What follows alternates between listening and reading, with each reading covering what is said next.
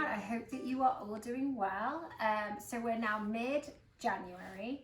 A couple of really exciting things is that we've gone for a very classical green and white colour palette this week.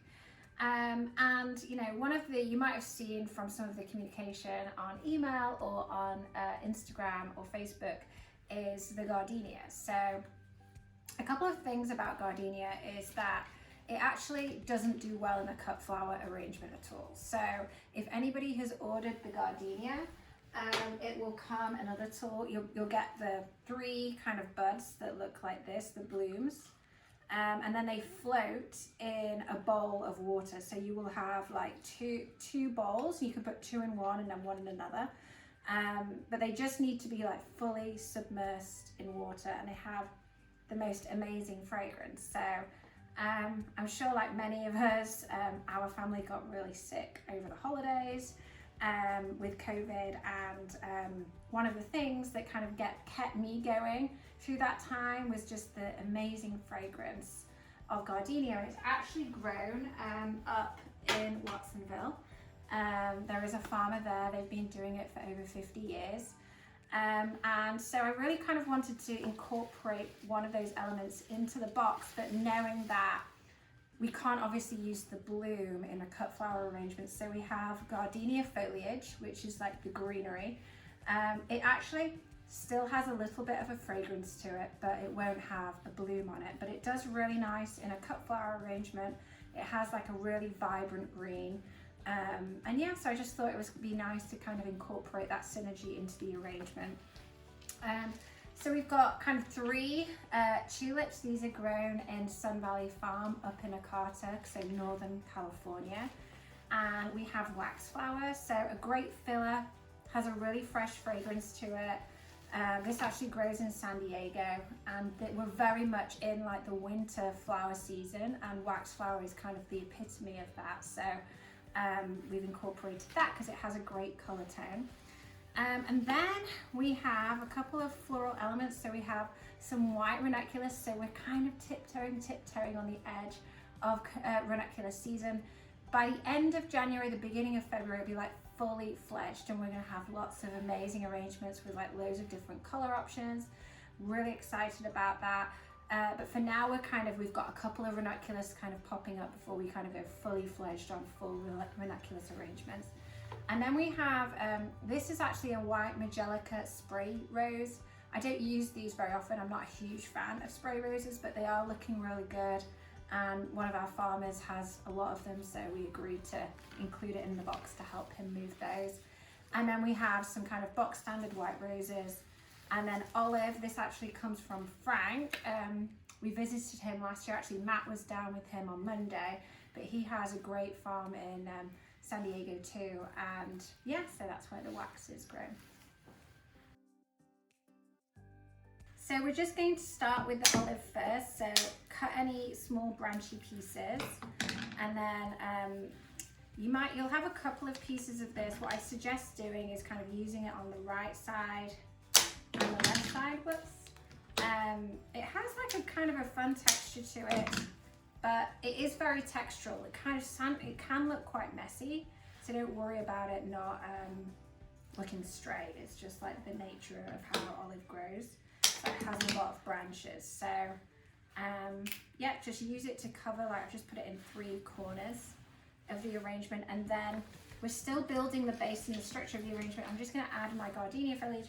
It's up to you. It tends to lean in a couple of different directions. Like I have a smaller piece here, which I might just pull off and put in on its own. But really, again, it's kind of serving the same purpose. It's just going to cover the perimeter of the arrangement, and like blended in between the olive, it just helps to add like a nice vibrancy to the arrangement too.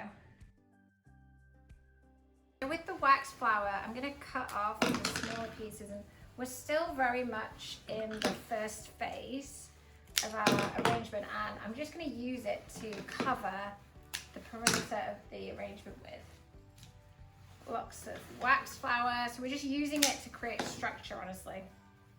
So you'll have like an empty nest inside the middle of the vase, and we're just going to cut the smaller branches of the wax flower and add them in to this like empty nest part to kind of to try and fill it out like that. With the roses next, just remove any leaves if you have any on the stems. We do try and do that for you. I don't always prepare my own with that in mind, but they should come without them. And then any curling petals on the outside, they're the petals that protect the rose from infection, so just pull those off. See, we have a couple here. And then we're layering the bloomy elements in. So now we have only floral elements left. We're gonna have one sit above the nape of the vase, and then the other two, you can just nestle them behind it, like that.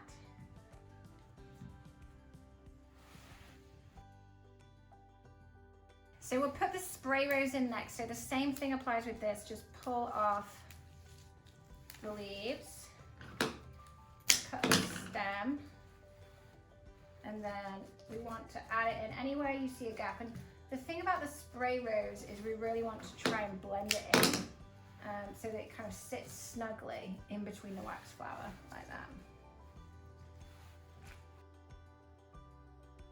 So with the ranunculus, just remove any leaves from the stems. You want them kind of clean and long. And then really they have this kind of really interesting shape to them, and they grow quite tall. It can be nice to use them to kind of help complement the shape of the arrangement. So you could put one here and one here.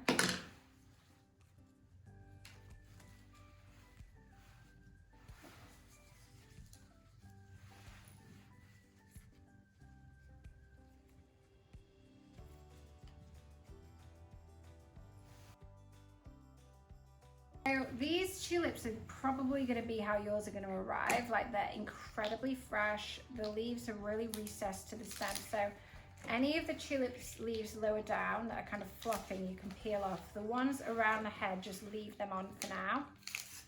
And then you need to cut these down. They're going to absorb water over the next couple of days, and then the head is going to start to grow. And then as that happens, one of the tricks that you can do is you can use the tulips, like open the tulip heads up, and I think a few people will have seen me do this before, where you basically work your way around the head, turning each petal in turn inside out. The problem is if you do it at this point, they're so tight that they're just going to snap. So you really need to let them just soak in as much water as possible for at least 2 days.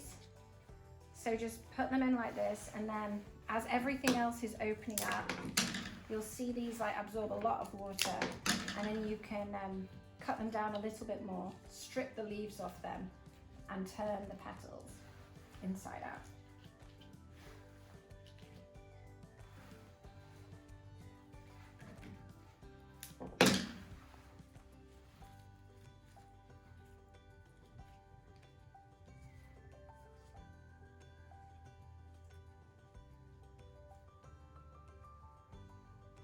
This guy does not want to stay, so I'm going to cut him down.